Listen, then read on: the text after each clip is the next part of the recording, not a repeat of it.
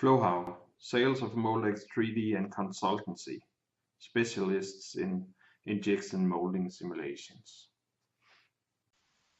Hi, Mads Jespersen from FlowHow. In this small video, I want to show you how to connect all kinds of runner systems to a cavity using in Moldex using Designer BLM. The program that I'm using is Moldex 3D Service Pack 2 with Patch 3. First of all, I want to I just show it on a small model.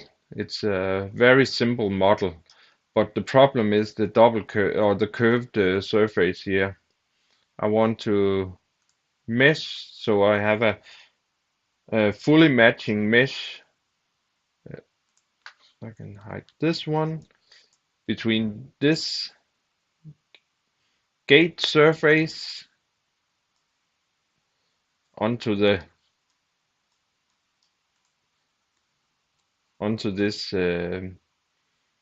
part surface.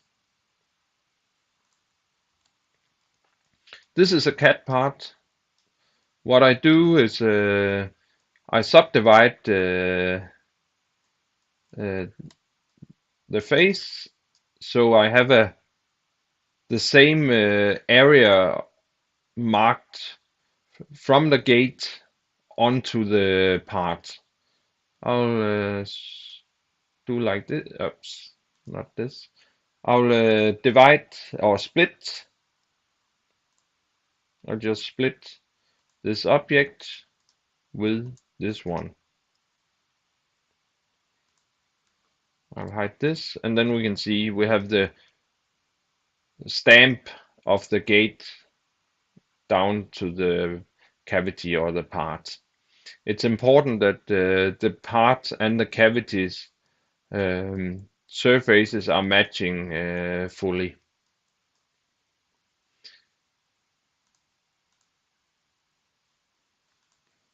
Then I have taken these parts, the runner here and the part or cavity, and exported as step files.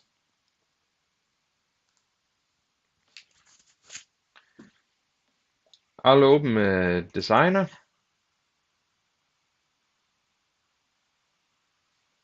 and use the BLM. And then I have the files over here. And then I can say subdivide part, half, subdivide it. Yeah. Like this. And I also want to take in the runner. Import, yes. Of course, I could have used this import part, import geometry button too, but I think it's very easy just to drop and drag.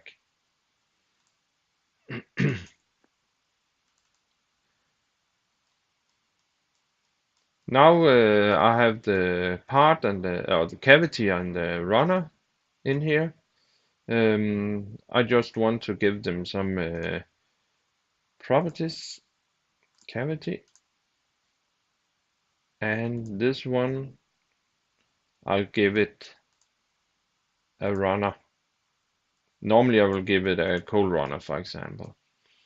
But to be able to connect those in a very simple way, I'll make this in the meshing stage.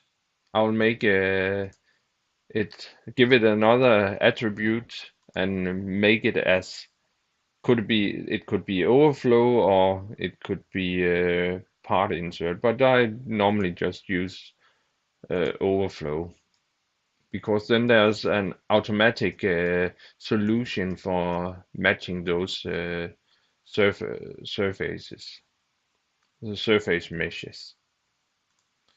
Step 2 is defining this, specify melt entrance and so on. We'll skip that. We're not interested in that in this video. no melt entrance. Yes, I'll ignore that.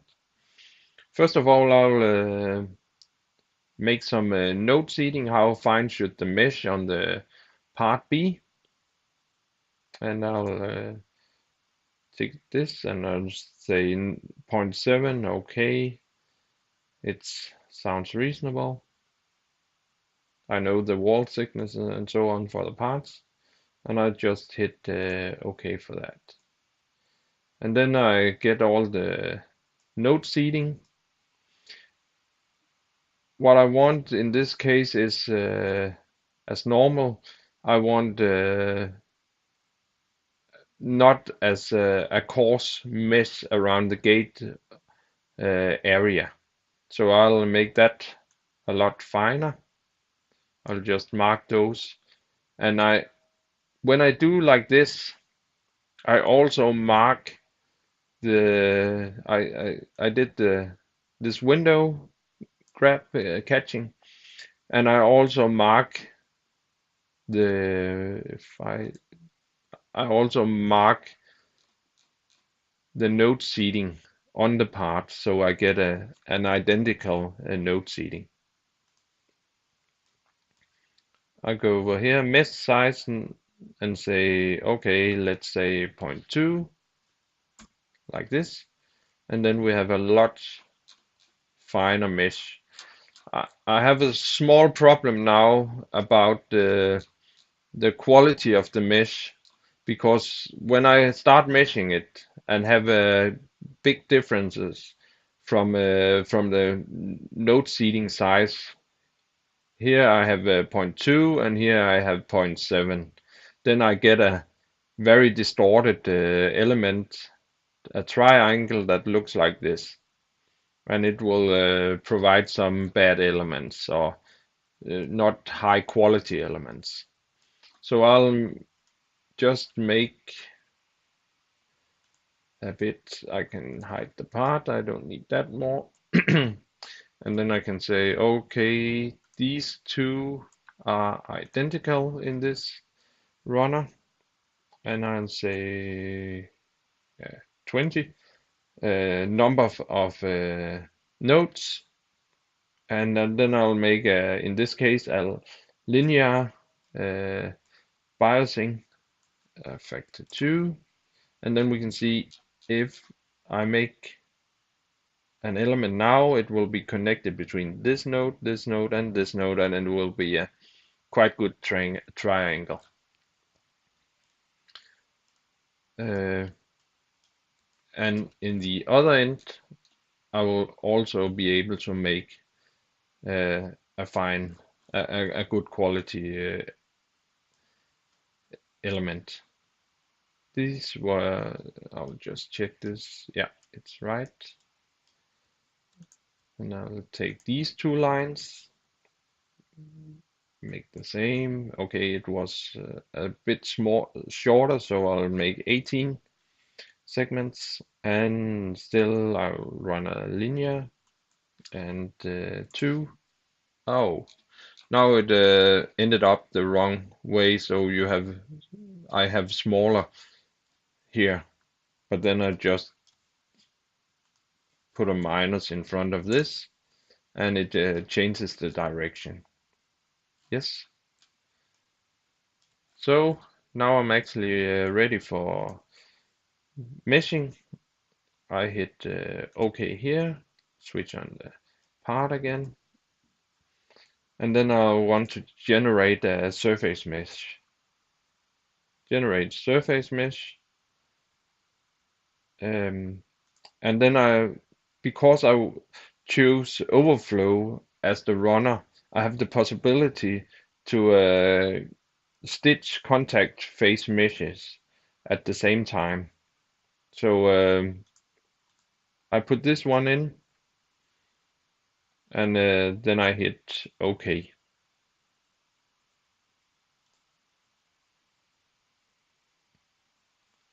And then it makes a surface mesh on the overflow and the cavity that's matching perfectly. We can try to hide the this one, and then we can see, yeah, this is how the mesh looks in the gate area. The blue color indicates that it's connected to another solid model. But really, I don't want a overflow. I want a gate for our runner system for this one. So I just click this once again, and then instead of overflow, I change it back to cold runner. So, and now I have a surface mesh on the runner and on the cavity, and they're matching perfectly. I just want to check. Okay, in this case, I don't have any bad elements, but from now on, be aware of, be carefully about pulling around with the nodes and the mesh in the gate zone. Hit this one, and then, yeah, I should put in a milled entrance surface here, and then I want to generate some solid mesh on those two. Create cavity solid mesh, create runner solid mesh. Yes, please do that for me.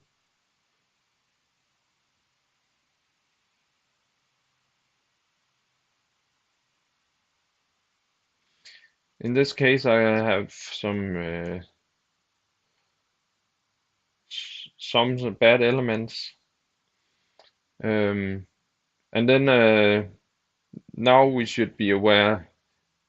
We have a connection between the solid mesh that's inside the surface mesh of the runner that's connected with the solid mesh inside the surface mesh of the cavity. To repair these, I can use this autofix. Don't use the rebuild solid mesh because it are able to move some of the nodes, so you don't have a fully connection again between the solid mesh. So if you have these kind of geometries that's connected, please use the autofix instead of rebuilding solid mesh.